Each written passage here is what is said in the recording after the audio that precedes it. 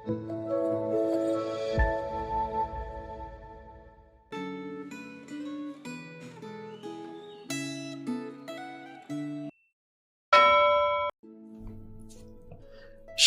Bapak Ibu Saudara. Hari ini kita akan belajar firman Tuhan dengan tema Hidup yang dikendalikan hikmat Tuhan. Sebelum kita merenungkan firman Tuhan, mari kita berdoa. Ya Tuhan, pimpin dan sertailah perenungan kami. Kiranya firman-Mu memandu langkah hidup kami sepanjang hari ini. Dalam nama Tuhan Yesus kami berdoa. Amin.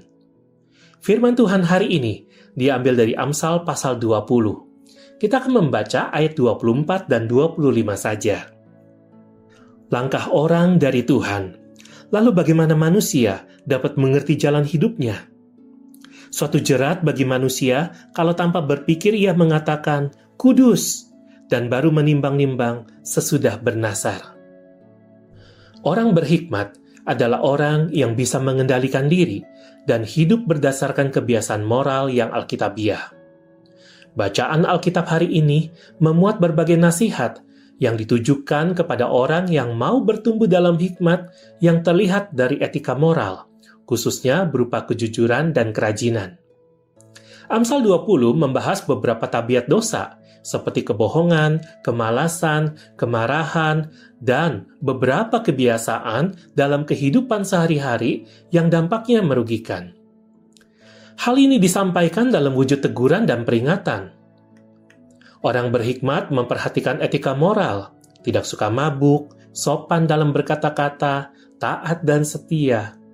Orang berhikmat memelihara kekudusan dan menjunjung tinggi kejujuran dalam berdagang. Untuk menjadi berhikmat, kita dinasihati untuk bekerja dengan rajin dan menghindar dari jerat kemalasan. Kepribadian seseorang sudah terlihat sejak ia masih anak-anak. Akan tetapi, ingatlah bahwa Tuhan berkuasa mengubah orang yang mau berubah. Perubahan ini bisa terjadi karena roh manusia berasal dari Tuhan dan diciptakan dengan kemampuan menyelidiki lubuk hatinya sendiri. Tuhan mengawasi setiap langkah manusia. Persoalannya, apakah manusia bersedia mencari pengertian atas jalan hidupnya dari Tuhan? Dalam tatanan sosial, Tuhan menempatkan keberadaan orang tua, ayah dan ibu sebagai sosok yang memiliki otoritas untuk memelihara terang dalam jiwa anak-anak mereka. Jadi, pembaca berusia muda harus mengingat bahwa Tuhan yang memberi kekuatan. Pembaca berusia dewasa harus mengingat bahwa Tuhan memberi hikmat kebijaksanaan. Alangkah indahnya bila sejak usia muda Anda telah hidup menjadi teladan bagi sesama dalam perkataan, tingkah laku, kasih, kesetiaan, dan kemurnian hati. Renungkanlah, apa yang mengendalikan hidup Anda? Apakah Anda dikendalikan oleh alkohol yang memabukkan? Atau emosi yang membuat kemarahan Anda tidak terkendali? Atau harta yang membuat Anda menipu atau berbohong untuk mendapatkannya? Siapakah yang mengendalikan diri Anda? Apakah Anda dikendalikan oleh diri sendiri sehingga bermalas-malasan Anda anggap wajar? Atau oleh Tuhan dan hikmat kebenarannya?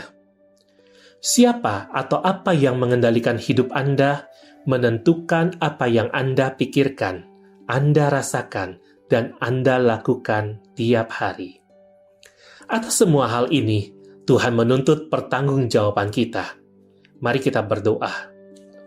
Ya Tuhan, kami mohon Engkau menolong setiap kami, supaya kami boleh terus ada dalam kendalinya Tuhan, supaya jangan sampai kami dikendalikan oleh keinginan akan dunia ini, yang membawa kami jauh daripada Tuhan, membuat kami kehilangan hikmat bijaksana yang kami butuhkan dalam menjalani kehidupan ini.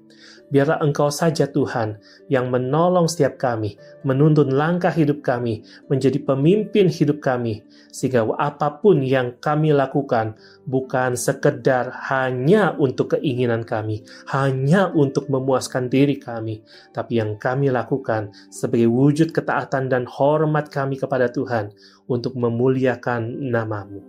Tolonglah setiap kami ya Tuhan, dengarlah doa kami. Di dalam nama Tuhan Yesus kami berdoa. Amin.